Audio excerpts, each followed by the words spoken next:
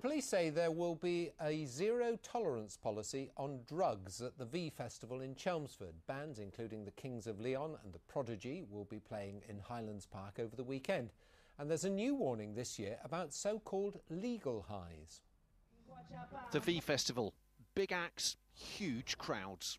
If you want to come to Essex to enjoy the event, we'll welcome you with open arms.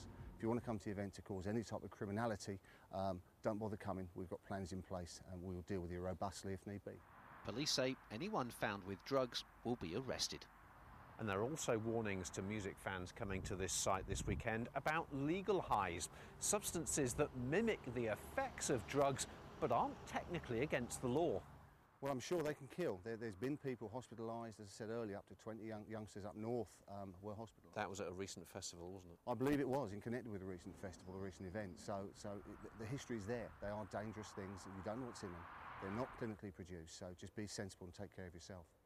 Latitude in Suffolk was overshadowed by a rape investigation, which highlighted the need for festival policing and prompted this advice to women going to V. Basically, it's letting people know where you are, making sure that you're contactable with your friends. Don't do anything in that environment that you wouldn't do normally. People do tend sometimes, sadly, to do things because it's at a festival they wouldn't normally do. So you need to take care of yourself first and foremost, and we'll do our bit to try our very best to ensure you have a safe weekend.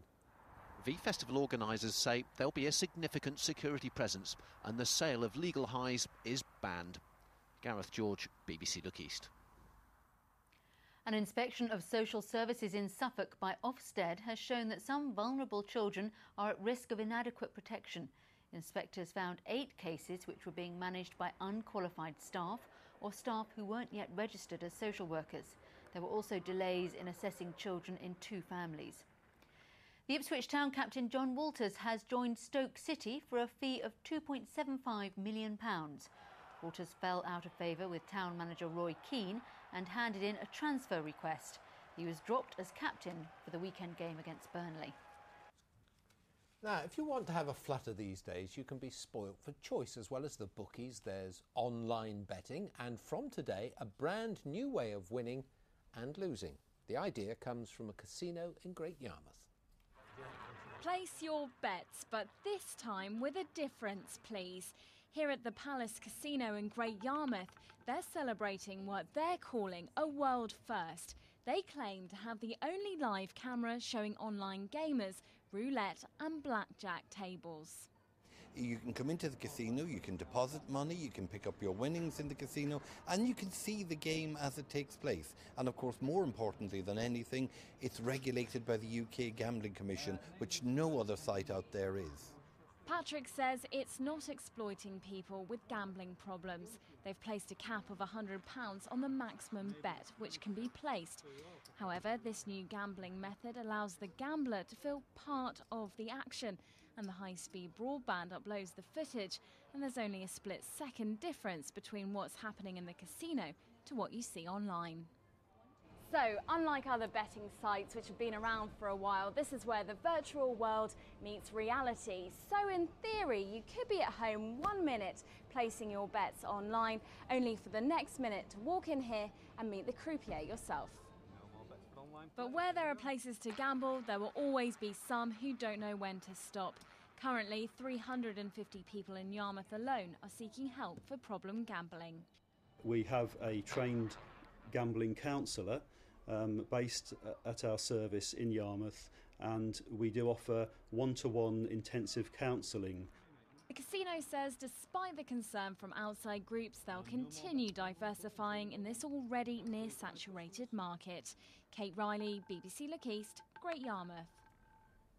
Another hospital is starting a publicity drive to keep people away from A&E. The James Paget Hospital in Galston has seen a big increase in the number of people using the service. On one day recently, 253 people went into casualty. That's a record for the hospital.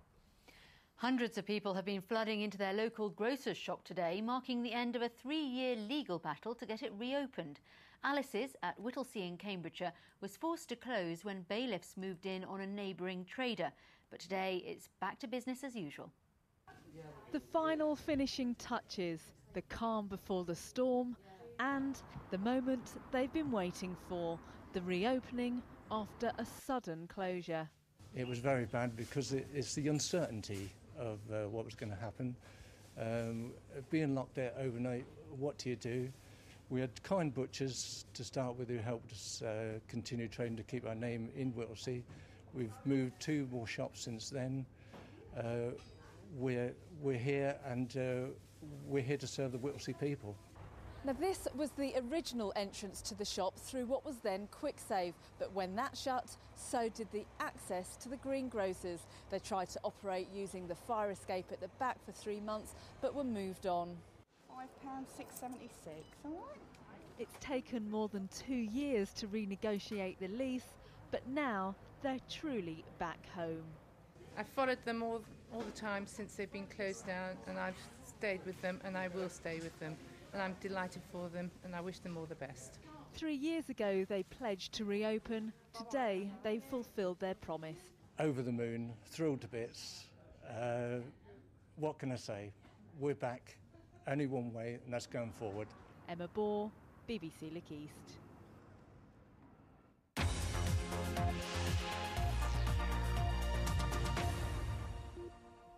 Now all this week